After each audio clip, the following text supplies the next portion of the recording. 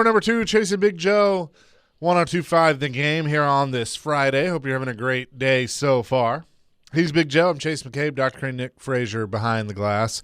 And one of my favorite times of the week, Chris Sanders, forever Titans wide receiver, and one of the greatest and nicest men I know, joins us now on the program. What's up, Chris? Man, I am doing good. How much money I owe you? Like $2? I got $5, and they all in quarters. So, man, I appreciate you. No, you're good.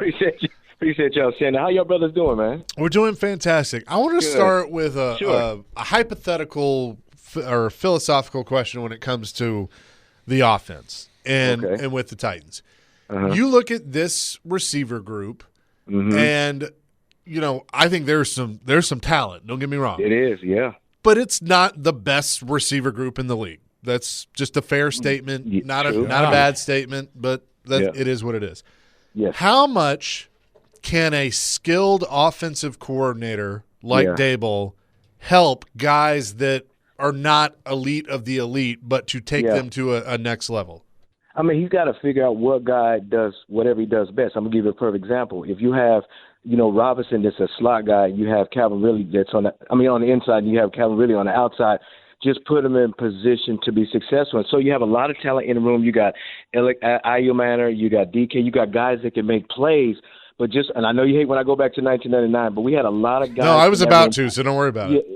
So in 1999, we had a lot of guys. We had Derek Mason, myself. You had Yancey Thigpen. You had, Isaac Burr. All those guys could make plays. So what Coach Steckel did is he put guys in position to make plays. How you do that? Formation-wise. Does he run a comeback better? Does he run a post? Does he run a seam? Does he run choice routes? And put guys in position to be successful. And I think Daboll is going to do a great job by doing that because he has a knack by bringing out talent.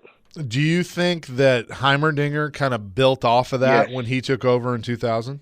Yeah, he did. I mean, we had a lot of talent in that room, but just like what he did is he took a guy like Derek Mason. Derek Mason was already a great receiver, but he put him in position to win. What does Derek Mason do well? He runs the choice routes. He runs the seam routes. He runs the dig, and he put him in position to be successful. So now you got a whole bunch of guys in this receiving room. So as an offensive coordinator, as a wide receiver coach, I got to figure out, okay, what does he do well? What does Calvin do well? What does Alec do well? And figure out and put him in the formation-wise and be well. Just like Robinson, who they just got, signed in free agent-wise. What does he do? What does he do well? He's not a big guy, so I'm going to put him in slot, in the slot, or put him at the Z receiver to where he doesn't have to get pressed at the line of scrimmage. So those are the things that you can do to get better. Chris Sanders is with us. How you doing, buddy? How's life? How you doing, buddy? How you doing, man? You good? Are we in track season now? Yes, I am. The track season starts. Actually, we got a track meet next Tuesday and Wednesday, so it's already started, man. How does it feel working with the best track coach in America and Jan Pippen? She's phenomenal. Let me tell you something. Last year we won, the state championship, and I'm gonna tell you, we didn't have the talent, we didn't have the guys that were fast, but we were family. I know everybody says that we're family, we work together, this and that, but the expectation, family. But we didn't have the talent, but we had the depth to come out and win. Because here's the cool part about it is Jan Pippen always talked about pay attention to details, work hard in practice, bring your spikes, and work hard in practice, all these things. So now we have a guy that was a senior last year, and he came to practice every day. He did his spike. He did all the things right. So now it comes down to the 4x4, and if we take second or third, we win the state championship. He wins. He takes third, and we win, and that's why they're successful. I went to high school with Jan, so she's a winner. She's good. She's a winner. She is a boss. Yeah, and she, I think she still has the record at McGavick in the hurdle, so she's a boss. That's right, absolutely. Hey, I've actually got a real question for you once today. When I went from junior college to college, I had learned a lot of good things from my defensive line coach. I go to college. Sure. He teaches me things completely different, and it took a while, all right? So now you got these young guys coming in here, even Wan'Dale Robinson and guys. Yep. How long did it take for you to adapt to NFL coaching? Because you had learned a certain way for 3 or 4 years. Now you got to change things. Was it difficult? Was it easy? How did you do it? It wasn't difficult, but the number one thing you got to do, you may catch 93 balls last year with the Giants, whatever. That's great, but you have to come in here. You have to be coachable, because the thing about it is you may get another guy that may know a better technique on how to lie with your eyes better, how to burst off the cut, how to stack them, all those things you need to know as a receiver. So if you can learn any more input or get any more things to develop your skills, then you're going to get better. So as a veteran guy, you have new guys, you have a new coaching staff, you have an offensive coordinator, you have a different wide receiver coach. The one thing to make this thing successful coming in, you have to be coachable and then really take what you learn in drills and apply it to the game. So that's how you get better, and that's how you develop. So do these guys need to forget what they've got to this point? See, a lot of things are the same. I mean, the route trees are the same. You run a hitch, you run a go, you run a seven. All those things are great, but there's different coaches that do different things and different techniques. Just like when I had Les Steckel as my wide receiver coach, then I had Coach Stock that was in my receiver coach when I was with The Ohio State University. We ran the same routes, but they were taught differently. He taught me things at the top of the route. He taught me things how to lie with my eyes, how to burst off the cut. So it's not that you relearn things. You just take it and get better at it. It's kind of like having a Lamborghini car and putting some rims on it. You just make the car look better, and that's what you do as a wide receiver. Look at you. How much are rims on a Lamborghini? A lot. But see, the Lamborghini's already good, but once you add them tennis shoes, it makes your car better, and that's the same thing with, learning different coaching. Well, you're going to find me at Budget Brakes, so that's where I'm going to go for my rims to get over there. Chris Sanders is with us today. Sure. All right, so now – you got these guys, the workout's going to start in a few weeks. Like, what does a Wan'Dale Robinson do? I mean, do you get with Dable? And you've already been with the system, but, yeah. I mean, do you work out with Cam now? I mean, do you have a text exchange with Cam? How's this working? 1,000%. See, the thing that you want to do is be like, okay, I'm on the team, and I know I'm going to make the team, so I don't need to come in and do some stuff. It's not just about lifting weights. It's not just about, going out there and practice. It's about building a relationship with your quarterback, building a relationship with Calvin Ridley and Alec Ayomanor and DK. Build a relationship with them, because, if you look at some of the successful teams that won Super Bowls, is because they have camaraderie. So even though, you establish yourself with the Giants and you caught 93, 94, 95 balls, whatever, but you still have to build a relationship with your quarterback, your tight end, your receivers, and that's how you win. So, that's how you had to do in that situation. So now that you've kind of seen free agency and all that play out, where are you with the pick at 4? Have you changed your mind on that at all? No, I'm going with Jeremiah Love. But now if Arvell Reese is there, then I'm going to take him, because he's a monster.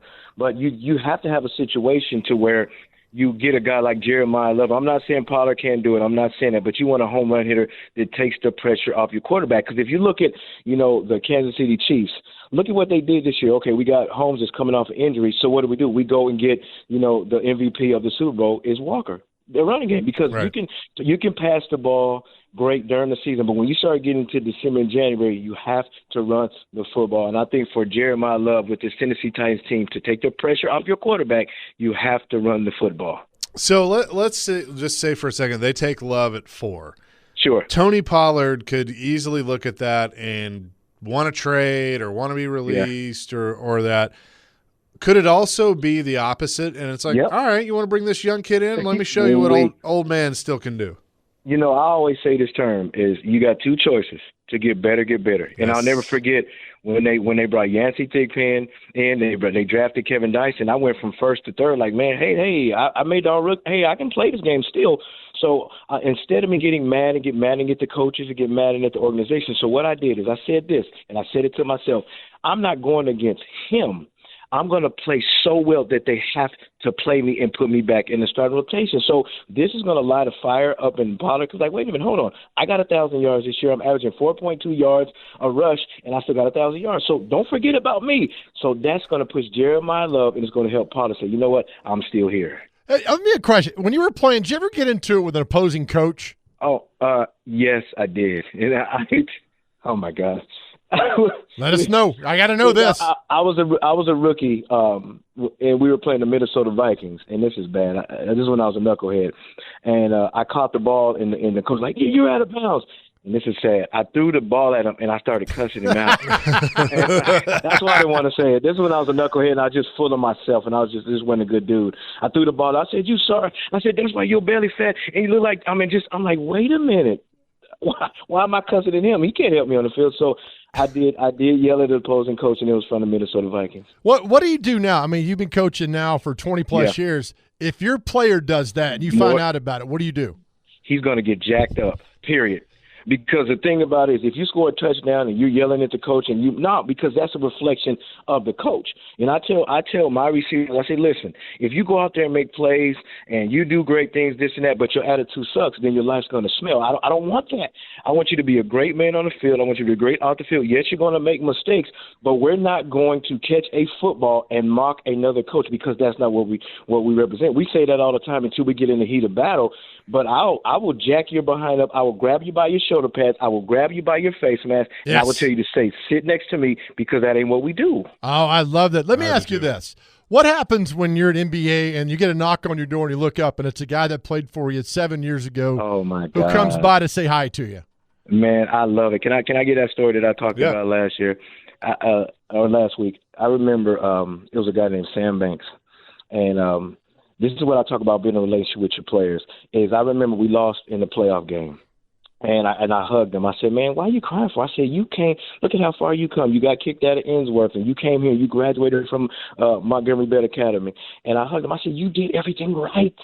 And he hugged me. He said, Coach, I'm not crying because we lost. He says, I'm crying because you can't coach me anymore. That's what it's all about. Right. Yeah. That's what it's all about. So when they knock on the door and say, Coach, thanks for coaching me, that's the reason why I love to coach it. Yeah, I want a ring. Yes, I want to win a Super Bowl. All those things are great, because rings will rust, but relationships last forever. Look at you. I love that. I know we talk about this all the time, but what's the one thing you want a guy who plays for you, who's moved on, what's the one thing you want them to take with them from you? It doesn't matter how you start, but it's how you finish. Because a lot of times, because in my life, I'm just going to be vulnerable. I made a lot of mistakes in life. I made some bad choices, and I want to take with them that, listen, it doesn't matter how you start in life. It all depends on where you finish at. And this is a quote that I use all the time. It says, the race is not given to the swift.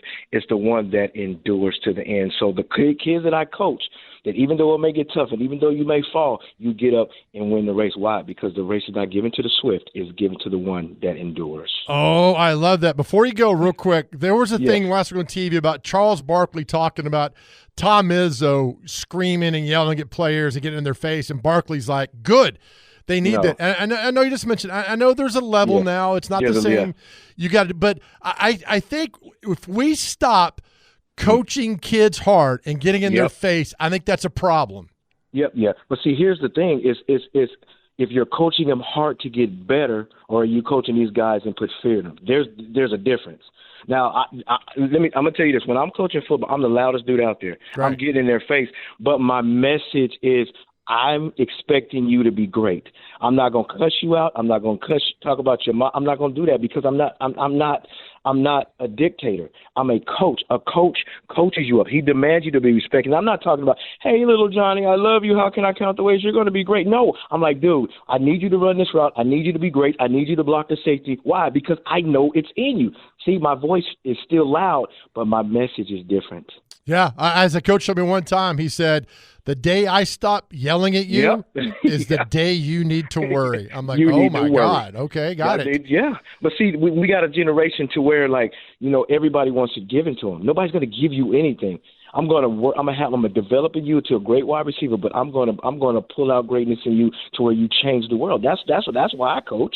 Amen, brother. That's why we love you, man. I love y'all too, man. I love this shit. Y'all just bring the best out of me. Oh my gosh, I love y'all. I love we love you too, Chris, and we appreciate you joining us here each week and on the show. And it's an honor. Yeah, we'll talk to you next week.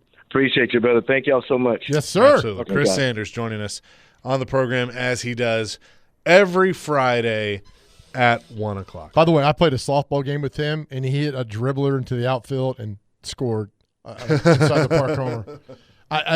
I would have maybe gotten halfway between first and second. He scored. So when he tells you he's not fast anymore, he's forever fast. Oh, he is. We'll have more coming next. Chase and Big Joe, presented by the Omni, 102.5 The Game. All right, welcome back to the Chase and Big Joe show right here. 102.5 The Game, brought to you by the Omni Nashville Hotel. Always love talking to Chris Sanders. He's just such a good dude, man. We love him right there. We love Chris Sanders. I did. Say it. Play it. I love Tennessee. We love Elvis. By the way, your Cardinals won yesterday. You happy about that? Love it. Love every bit of it. You want to know why? They're a young team. They're on, I guess, not expiring contracts, rookie contracts. They're prove-it deals to me. Hein Bloom, the new GM, is taking care of business. What did they get for our guy, Sonny Gray?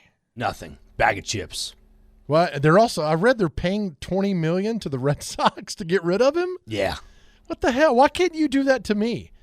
You send me down the road to some business and we're going to pay him $5 million to get rid of him. Isn't that called a severance package?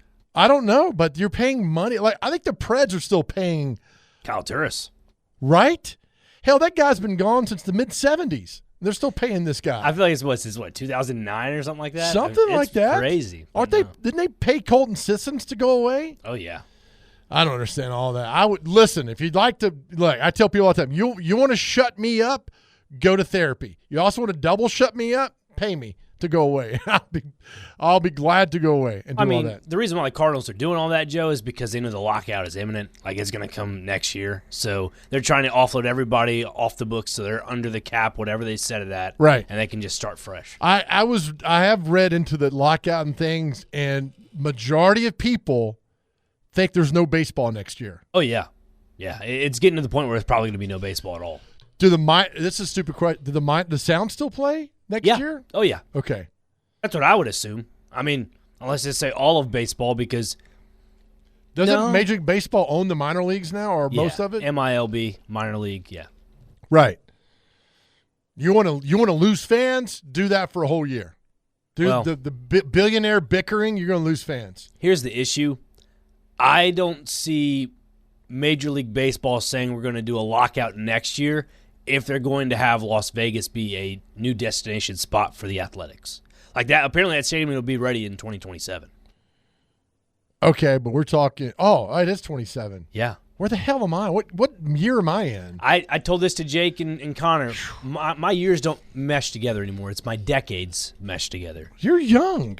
Oh, trust me. Have you turned 20 yet?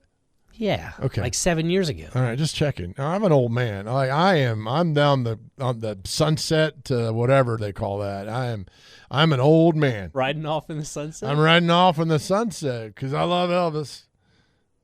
We love Elvis. I'm sorry. There's probably 4 people laughing at that, and 3 are in this room right now to do all that. So, all right, other update. You're a baseball guy. Wait, hold on. Before all that, how's Nashville SC?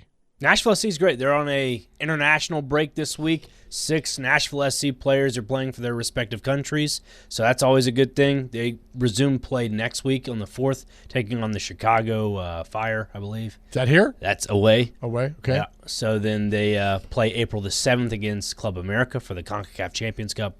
Is that here? Yep, that's here, the first leg. Second leg is in Mexico. So here's my problem, right? I got a problem with this. And I'll tell you after the break. Okay. All right, this is the Chase and Big Joe Show right here, brought to you by the Omni Nashville Hotel. We'll be able to hear from you, 615-737-1025, right here on 102.5 The Game. Yeah, welcome back to the Chase and Big Joe Show right here on 102.5 The Game, brought to you by the Omni Nashville Hotel. Our question of the day is, and a lot of responses, keep them coming in, what is a gift that is the equivalent of flowers for men? What is a gift that is the equivalent of flowers for men? 615-737-1025. Call or text. We'd love to hear from you. Again, what is a gift that is the equivalent of flowers for men? Text in. We'll read those on our text line right now. Now, Dr. Crane, on Nashville SC, I got a problem. Okay, you ready for this? Let's hear it. All right, they're hot. That team is hot, smoking, playing great. I got a problem with this international stuff, right? I want you to keep playing, right? But soccer's a weird, different thing, right? Yeah, it's a little different. The players that are going for international duty, they're all young players. I think out of the 6 that are on international duty, 2 of them are consistent starters. You could say 3. Reed Baker Whiting is on the fringe, but all those players minus I'd say Woobens Pacious and who? Woobens Pacious. Woobens. I like He's this. Haitian international. So then you also have the Socceroo himself, Patrick Yazbek. He's a little older than 22. So Australian. They call him Socceroos. I love it. Yeah, so that's that. But no, he's on international duty for Australia. Warren Madrigal is a young player that's 21 years old. He's a consistent starter now. We're going to rename him to the Singer. Aren't Madrigal singers? Yeah. So he's the Singer. Okay. All right. You could do that. I'm giving nicknames to all these guys. Keep going. Then your defenders, Reed Baker Whiting and he's got 3 names, serial killer. Thomas Williams is the other defender. They're both playing for U21, the U.S. men's national. Okay. Team. So they're all young players getting valuable minutes at the international level, and that's the key thing about B.J. Callahan is he's a developmental style coach. Even though he has a very strict rules of just learning the system, knowing the system, and just playing his style. Okay. Those younger players are quick enough to learn it, and they take it to the international level, and they develop that way. Last season, we saw a guy in Matthew Corcoran who was, a young talent, pretty raw when it comes to talent for the most part, but then transcended into being a true box-to-box midfielder. And now this year he shows up, and he's playing out of his mind. So, what's Hani Mukhtar doing right now?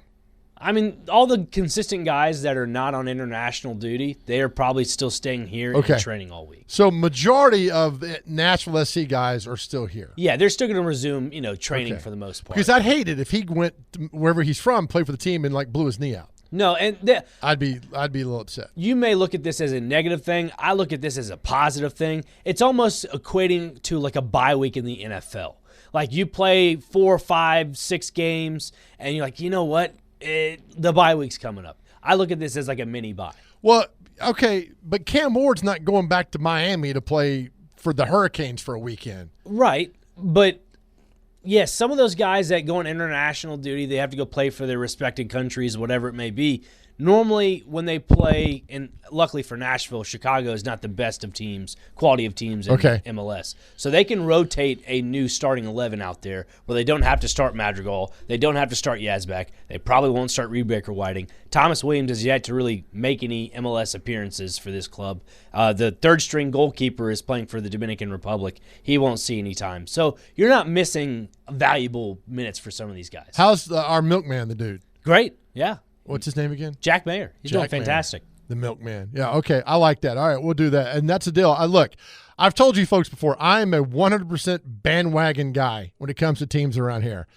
If Nashville SC is making this run, and Dr. Crane thinks they're going to make a nice little run throughout the summer, the fall, into the playoffs, I'm on the bandwagon. I have no shame of hopping on a bandwagon. Now, I'm not going to hop on like a Yankees bandwagon or a Dodgers bandwagon, none of that nonsense. But if the Miami Marlins get good, I'm hopping on that bandwagon. Well, see, if Arizona Cardinals get good, I'm hopping on that bandwagon. For the Nashville SC's sake, they have a really good chance now because they knocked out Inter Miami that they can pursue a CONCACAF Champions Cup trophy. And the beauty about winning in each round, from the knowledge that I've gathered online, you get $100,000 towards the club.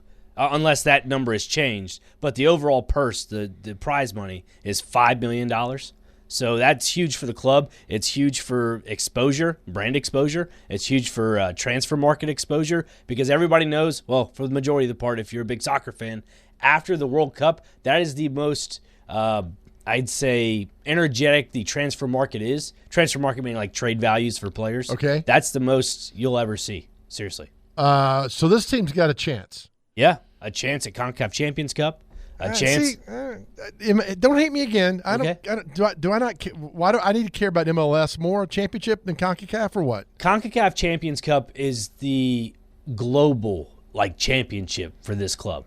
You want them to win that. Okay. Because that brings more eyeballs to Nashville. Is that more? I don't mean to put you on the spot. Is that more important than MLS, or is it different?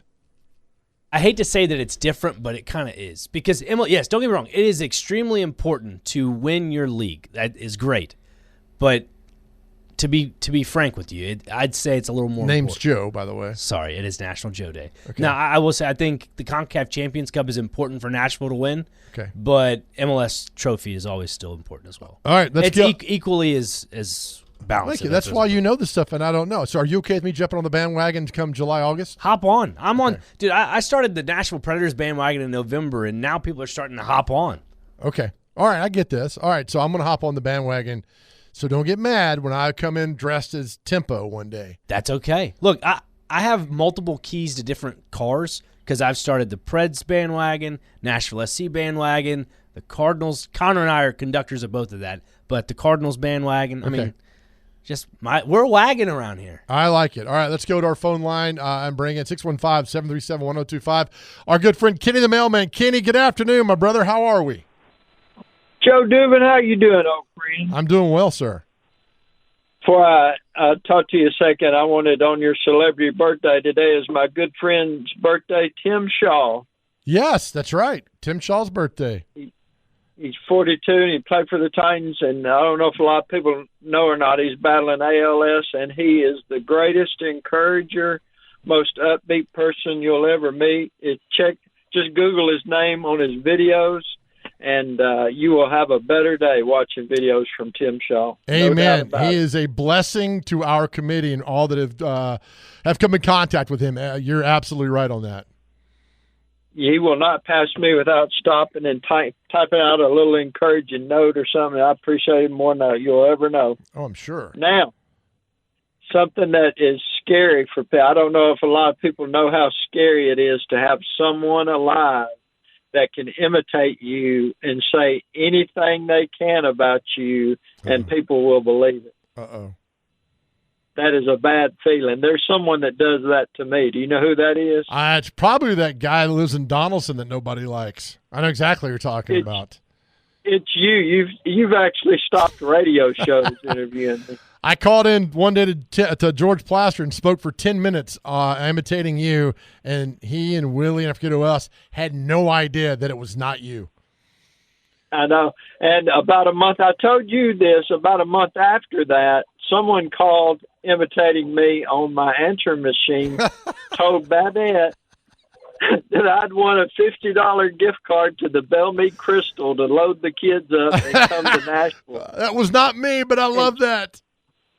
She had them in the car and got to thinking, why would I drive to Nashville for a Crystal? It was almost the perfect joke. And when I go, she was mad, and I said, Babette, it wasn't me. We played the answering machine. I went, that is me, but I promised Babette I didn't call. Oh, that's We thought it was you for years. She was actually mad at you for years, and then you sworn up and down it's not you. No, so not me. There's still a voice bandit somewhere that almost pulled the ultimate trick out. Well, tell me that you took your lovely wife eventually to Crystal, did you not? I didn't have a gift card there. We had to settle for someplace else. I'll give you $2. You get 7 of them. That's all right. Just come by one day and I'll give you that money for you. Well, you keep up the imitations, learn other people instead of me, and I'd appreciate that more than you'll ever know. All right, you have yourself a good day, Kenny. Okay, we talked. Okay, have a good day now. Yeah, I did. Thank you, Kenny. Love you, man. I got 10 minutes on Plaster and them, and Plaster was like, oh, hold on a second. I'm like, hey, George, just answer the question before you get slapped. So that went on it was a great day, man. It was a great day. I hung up because I couldn't stop laughing. And then the radio was like 50 seconds behind, and I got to hear it. And so it's one of those moments where you just have a good time. You must have had a really good lunch that day. I did. Now he's got me wanting Crystal. Damn you, Kenny. We all know what happens with Crystal. What's that, buddy? You eat it, and then it's the best. You better end it right there. Well, I hope it ended right there. The Crystal off Lebanon Road in Donaldson, back in my days when I was out till 5 a.m, that Crystal got a lot of my money. A lot of my money. Me and the coach would stop there coming back from downtown and eat Crystals because it was open 3 o'clock, 4 o'clock in the morning. And look, there's nothing wrong with that. We've all been there, and if you say you haven't, you know you're lying to yourself. All right, we'll take another break. We'll come back. Again, our question today is, let's get this out. We got a lot of response. We'll read that, 615-737-1025. What is a gift that is the equivalent of flowers for men? We want to hear from you. 615-737-1025. This is the Chase and Big Joe Show right here on 102.5 The Game. All right, welcome back into the Chase and Big Joe Show on this beautiful Friday. Hey, this weekend, do something for yourself, right? It's not selfish. It's deserving. I don't care what it is. Go out and do something for yourself this weekend. You deserve it. We love you guys. Back to our phone. Let's go to Mac in Waverly. Mac, good afternoon. How are you, buddy? I'm doing well, Joe. It's so nice to be able to talk to you. I enjoy your show every day. I drive a truck around town, and this is the segment that I love. But I wanted to go to Kenny the mailman. When he was on, do you guys ever think that he sounds like the fella from Houston, John McClain? Do you think his voice is similar to his? It really tickles me to listen to him and his insight. I really enjoy that. Well, we'll have to get Kenny Eating on the phone one day to compare him to John, so we'll have to figure that out. One day John was on Eating, and it was just Nick and I laughed for 15 minutes about that, and so we'll get – but no, I don't think – no. Kenny is Kenny. He's different.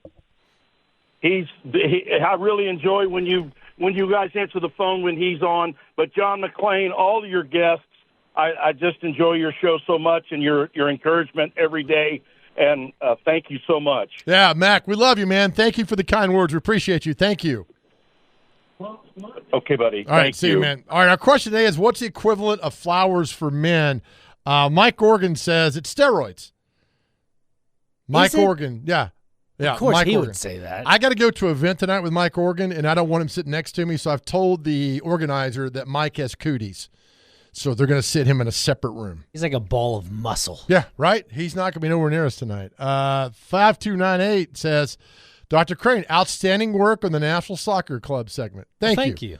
I don't know anything about soccer, so I will always default to you because you know everything. You've even got a podcast. Well, thank you. Yes, the Talking Calcio podcast you can find on the Game Nashville Sports Network. You will be able to hear Saturday morning here on these airwaves from 6 a.m. to 7. I like it. Byron sent in a picture of White Castle and says, Joe, I'm already regretting the lunch choice. I do have to ask you, Joe, what's the difference between White Castle and Crystal? You're going to hate me. I've never been to White Castle in my life. Really? Never. And this is not anything on White Castle. I just never been. I'd always gone to Crystal. I mean, they're the same type of burger. They're square, right? You will watch your mouth. You can't say anything. You've never had White Castle. All right. Your pizza is like my neighbor's pizza down the street. That makes sense. You're right. Your pizza's much better, right? Yes, thank you. I know that. Are there any Crystals around anymore? Oh, yeah. Where? There's one over under the bridge by the, whatchamacallit. If you go through this four-way intersection by the station. By the bridge, whatchamacallit. Sorry. The four-way intersection over here off Murfreesboro Pike, if you go all the way through, there is a Crystal underneath the bridge. There's a Crystal under a bridge? Not under the bridge. Is it a Hobbit? No. It's by the bridge. Like, if you go under the bridge, it's probably the third building to the left. Down on Murfreesboro Road towards town? I believe so, yeah. I remember going down there a couple times because we had, some work events. I drove down that direction. I think you're wrong. Wow. I don't ever remember seeing a Crystal down there. I don't. My Crystal in Donaldson's forever gone. Forever, it's replaced by something from Canada, which I'm not going to mention their name. Now, I know on Thompson Lane there's a White Castle on the corner. Buddy, what did I just tell you? This is this is all about Crystal, man. I don't know where there's any around anymore. Is there one in I think there's one in Murfreesboro, maybe. There's one in Murfreesboro when I was out. Oh, that was a couple years ago. That was 2022, so it's 4 years ago. I mean, it could be gone by now. There's a lot of stuff changing in Nashville. 3464 says beef jerky is a good equivalent for flowers for men. That's a pretty good one. It's expensive, though, right? Isn't beef pretty expensive? I mean, if you get the right one. It is. Let's see what else we got here. Now, you like the beef jerky sticks or the beef jerky little, like, in the bag? I don't know, man. 4987 says golf balls are flowers for men. I could see that. I don't golf them. I don't have 8 hours to spend on a golf course. Joe, have you ever got a lighter and got, like, a beef jerky stick and just lit it up at the very end? Pardon? Well, I'm just saying it's like you're, like, burning the meat on the beef stick. And you can eat it. It's like eating like a cooked burger or something. It's pretty good. Need I remind you, from noon to 3, family show. It is. It's called the Backyard Barbecue. That's what they call it. 7829 says cologne. What's the best cologne? This should be a question of the day. What's your best cologne? Like probably Jimmy Choo or something. Jimmy Choo? Yeah, or okay. Versace. Versace sounds good. Target's got 0.01 Longfellow cologne. I think it's the name of it. I got some in my bag over. It's the best. It's the absolute best. Who else we got here? A question of the day. Let's see here. Jeff says bourbon's the number one choice. Bourbon's flying in at number one. Bourbon is out. Another one says Dale says bourbon as well. Bourbon and golf balls. We got those that are going in there. Chris in Lewisburg for Dr. Crane. I'm a lifelong Cardinals fan and they've been horrible for years. Is that accurate? Yeah, it's accurate. I mean, since about 2017-ish. I mean, they fell off after 2011, but when Matheny took them over, yeah, it was bad. They were basically Matheny was given a world championship team from La Russa that he did not do anything with. So okay, yeah, all right, going downhill, but they're up on the upswing now. Hey, one game at a time. Exactly. 4472. Thank you. Crystal on Church Street in the Borough. Joe, it's barely hanging on.